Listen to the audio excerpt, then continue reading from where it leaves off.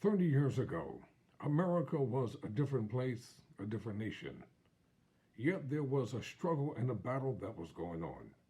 And that battle was to make an official holiday in honor of the Reverend Dr. Martin Luther King Jr., the iconic prophet of his time, the spokesperson of his time. Yet the King holiday has been hijacked by the commercialist who insist on trying to just make it and turn it into another day. The King holiday is more than just a sale. It is more than just going to the store and looking at something on the rack. I'm Tyrone Bowman.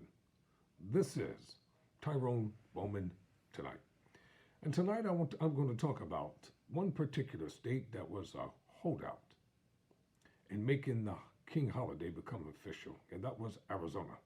So Arizona was a holdout about honoring Martin Luther King Jr. Here's what it cost the state 30 years ago, according to an article written in USA Today magazine. Gene Blue hopes the millions of Arizonians who won't attend work or school due to Martin Luther King Jr. Day in the state Monday take pride in the struggle that culminated with making it a reality 30 years ago. In the fast-growing state, the only one in the country to enact the holiday by popular vote, many likely are unfamiliar with the history. So, let's talk about it. It took collective energy to make this happen, said Blue, who has chaired or co-chaired the Dr. Martin Luther King Jr. Celebration Committee for the past 37 years. Blue 83 organized many of the marches that became an important part of the effort to create the holiday. We need to continue to educate about what we went through as a people peacefully to obtain this holiday. Monday's holiday marks 3 decades since Arizona celebrated its first MLK Day. This year also marks 30 years since Arizona missed out on its first Super Bowl, which the NFL moved to Pasadena after voters rejected the holiday. The pullout caused an estimated $200 million to $500 million in economic loss. And you all think that boycotting does not work. The reason why you think it doesn't work because you've been told that it's a crime to boycott. You've been told that if you do it, you're hurting the economy. Ladies and gentlemen, I surmise this to you. Never believe anything that your enemies say to you. Whatever they tell you to do just the opposite. Whatever they tell you to believe just the opposite. Now, Arizona is preparing to host its 4th Super Bowl on February 12th at State Farm Stadium in Glendale. Yes, as recently as last year, some Black Americans still believe Arizona wasn't a worthy location for the event. In January 2022, about 200 pastors from Arizona and around the country sent a letter to the National Football League asking it to once again deny Arizona the Super Bowl.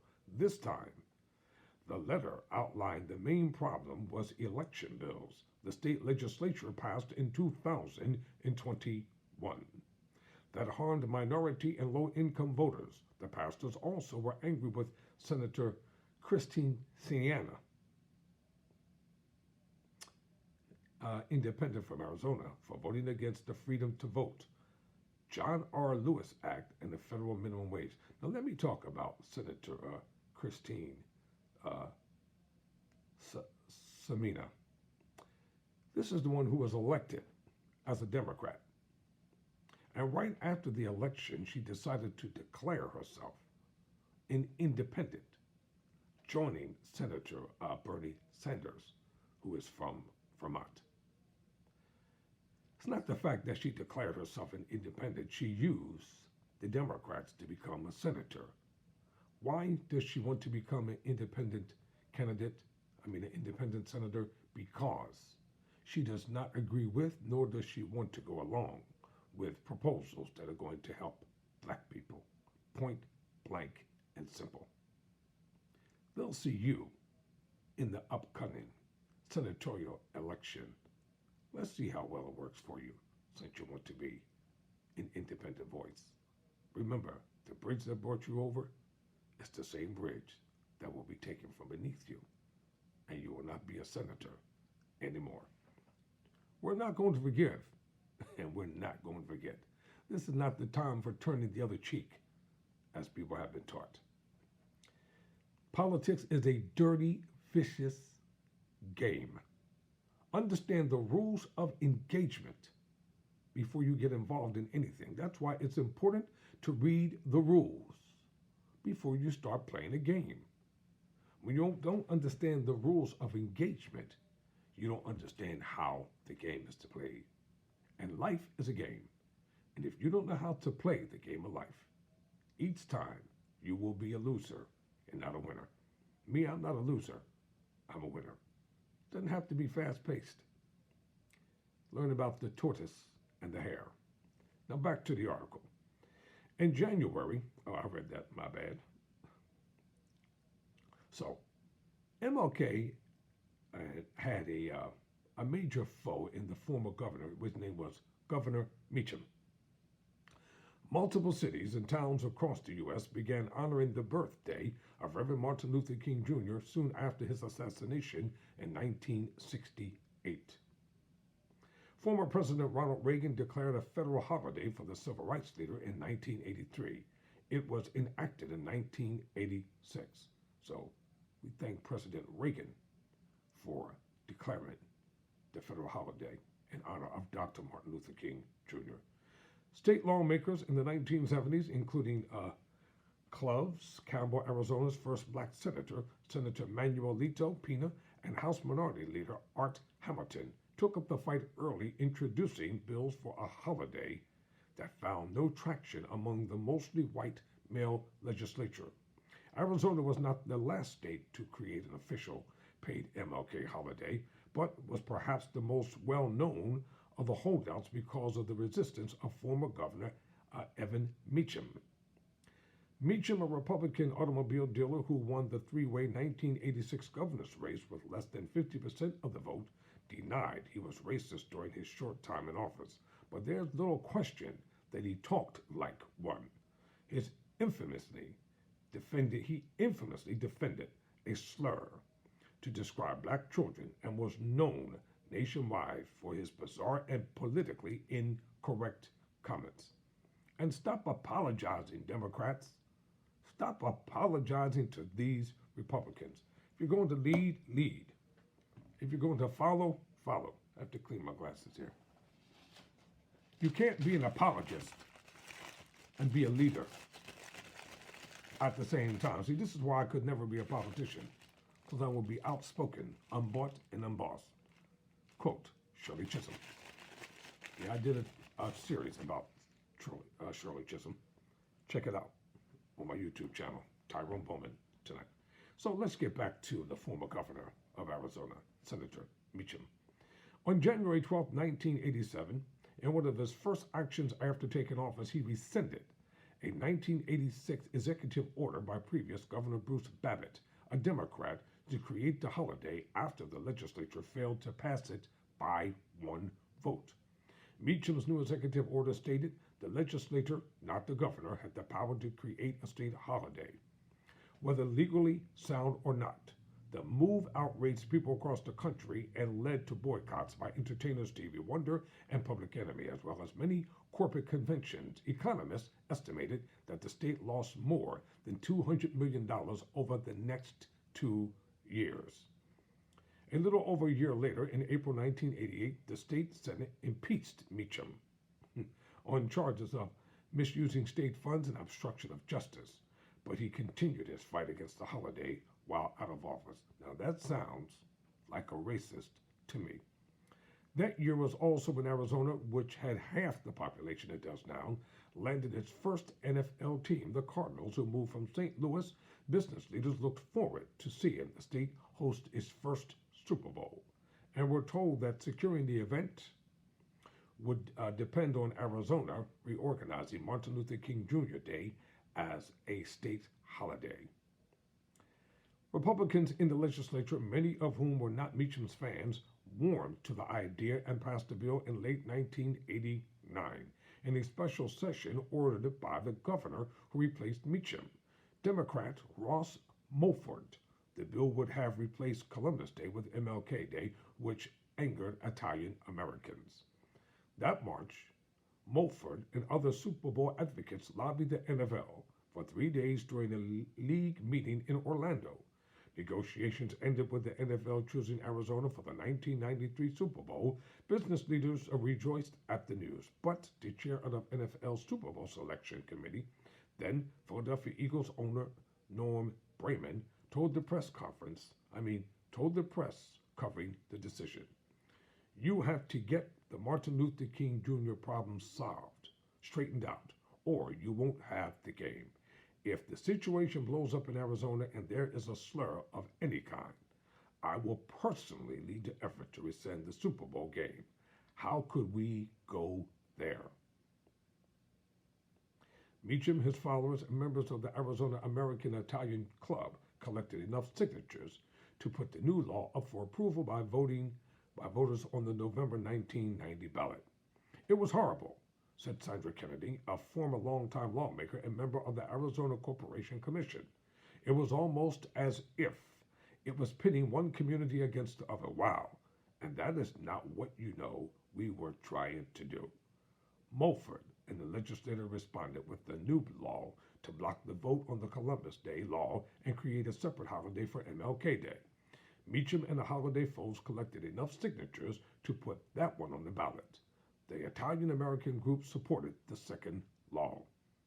Meacham claimed that enacting the holiday would be reverse discrimination against white people who don't want it.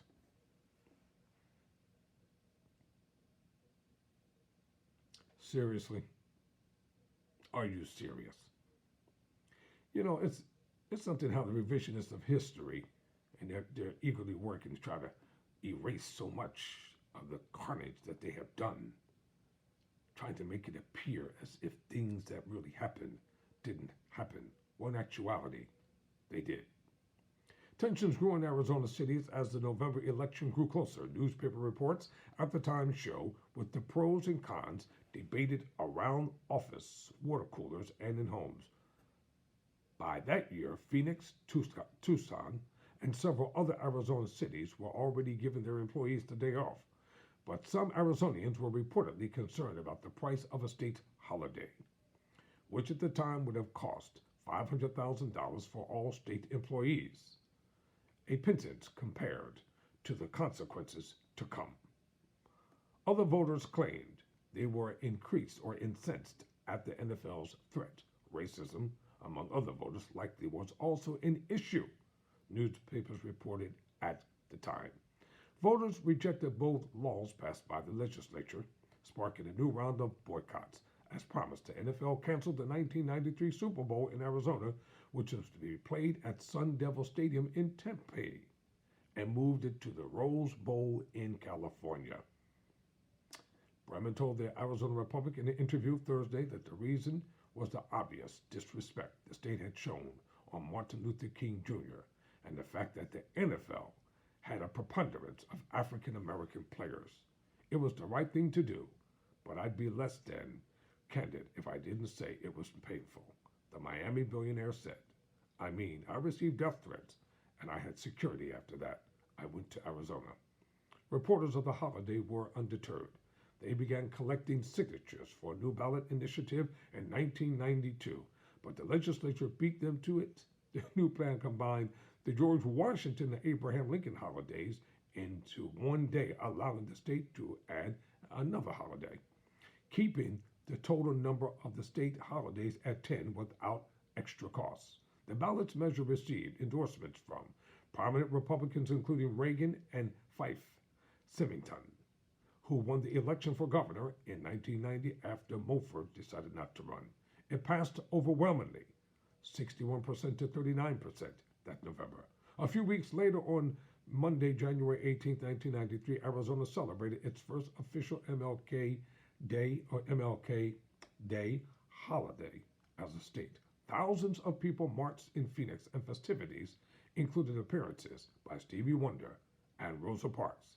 Kennedy told the Republic she still has bittersweet feelings over what happened. It saddens me that it took a vote to get the holiday when the legislature could have been the saving grace or the savior in passing a bill to create the holiday, she said. Simonton said the state has nothing to be embarrassed about over its MLK Day history. While he lauds the results of that year's election, he said, the NFL threat was certainly one reason. The other, the 1990 measures failed. He doesn't think the Super Bowl should have been involved, saying that mixing politics and sporting events only creates a problem. Leaders don't want it to be just another holiday. And as I was saying in the beginning, the MLK Day is not another holiday. It is a day of reflection.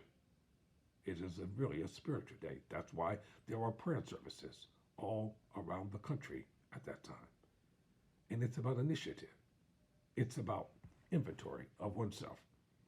It is about servitude on the behalf of others. And I'll say this, and I'm going to close. Dr. King was a very humble man, a very simple man. Yet at the same time, he was one who was divinely chosen to do what had to be done when others skirmishly ran from the task. The Reverend Dr. Martin Luther King Jr., Coretta Scott King, Rosa Parks, Baynard Rustin, and so many other great individuals were responsible for the transformation that took place in this nation. I'm Tyrone Bowman. Never surrender. Never quit.